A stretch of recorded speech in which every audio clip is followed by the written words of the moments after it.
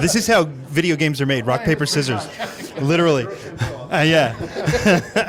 Hey, everybody, I'm Garrett Fuller with MMORPG, and I'm with Dave Georgeson, and we're at PAX East, and we can't talk about EverQuest anymore. I'm just kidding. I'm obviously with Dave. I'm with Dave Mark, who's the Storybricks co-lead, and Darrin McPherson, who's the lead designer. And the best part about this interview is they can finally talk about EverQuest Next, and I'm going to let them do it. So I have one question for you three, which is, what's your personal favorite part of working on this game? And think about it, and Dave's going to go first, because he doesn't have to think about it. Making something new is absolutely the best part. But as far as the like from a player point of view, one of the things that we really wanted to do was be able to set up a situation where the world could be changed. That's where everything snowballed from. That's what we originally started from. That's what the roots of D&D are, is that interactivity between a game master and the players. And the world is the game master this time. It knows what's going on. It knows what all the rules are. It knows what all the situations are that you might trigger. And then the players are exploring through that freely and triggering all those different events, and then the world is changed through their actions. And that kind of changeability, well, yeah, I mean, why wouldn't we want to build that? Well, being one of the AI people on the project through Storybricks, this is something that I've wanted to work on, a project with the scope where AI mattered, that not only could the AI affect you in the way you're experiencing the game, but then you could affect the AI and how it is experiencing its own world, and you, of course.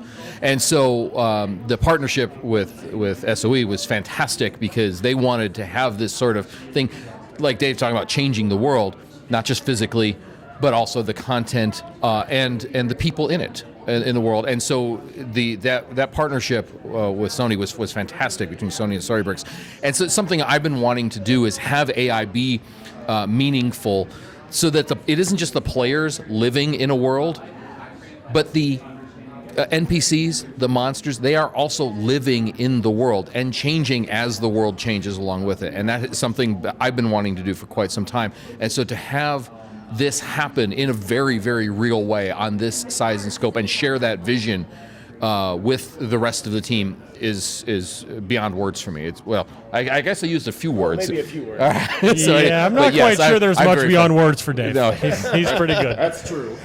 Go ahead, Darrin. What about you? So it's hard to pick out one thing. I would have to say really the exploration factor, collection and exploration.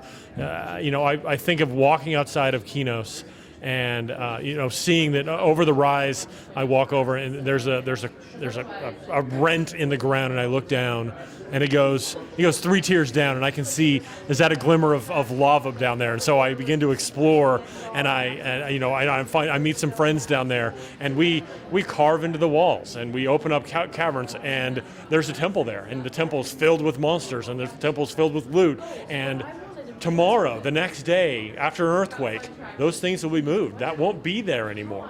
I can go out and explore again and find something new, because this is procedurally generated. Even the structures and the NPCs inside are procedurally generated. So being able to go out and collect things and explore, I'm not an explorer in most games, because most of the time it's like, oh, cool, less fog of war, and here's 15 experience points. And that's not fun.